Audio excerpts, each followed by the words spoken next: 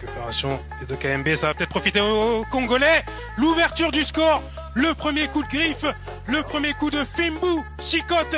Il est signé de Cédric Bakambu Bakagol qui retrouve la mire. Il avait marqué face au Soudan du Sud après près de 2 ans de disette. Et là, rebelote dans ce match coup près face au Sénégal. C'est lui qui vient libérer le stade des Martyrs. Cédric Bakambu calmer ses partenaires parce que après, on va dire, un premier quart d'heure en leur faveur, ils ont commencé à reculer progressivement et aussi à se faire prendre dans le dos.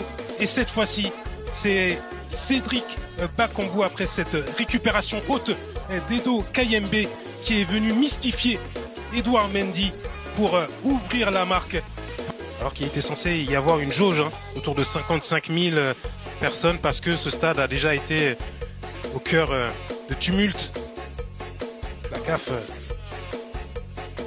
avait dû intervenir. Attention à ce débordement d'Elia Meshak, le centre de l'ailier de Young Boys de Berne, où il y a Yohan Wissa qui a tenté et qui a réussi à finir. Ça fait déjà 2-0, mais ces léopards sont décidément très précis. Peu d'occasions, mais déjà 2 buts. C'est un coup parfait réalisé par les Congolais. Il est très rapide. Et regardez comment il a éliminé El Hadj Malick Diouf. Puis ensuite, Kalidou Koulibaly. Le plus dur était fait derrière. Il y a la glissade d'Edouard Mendy et Yohan Wissa en 2 temps qui vient ajuster le gardien de l'Al Ahly. Yohan Wissa qui inscrit son 8e but avec les Léopards de la RDC. Qui vient encore plus rapprocher les Congolais d'une qualification. Et ce n'est pas fini. Côté sénégalais avec Iliman Ndiaye qui repique. Pape Gueye qui n'a pas de solution à gauche. Il est obligé de revenir vers Iliman Ndiaye. Le joueur d'Everton qui se met sur son pied gauche. Et la réduction du score, elle est signée Pape Gueye. Pape Gueye en embuscade sur cette frappe d'Iliman Ndiaye, qui est venu tranquillement passer Dimitri Berthaud qui était un peu court. Et tout est relancé au stade des Martyrs. Au duel, il a pu rentrer tranquillement dans la surface de réparation, glisser son ballon au 2e poteau. Et puis Pape Gueye qui a pris de vitesse Chancel Mbemba et Dylan Batoubin-Sika, totalement statique.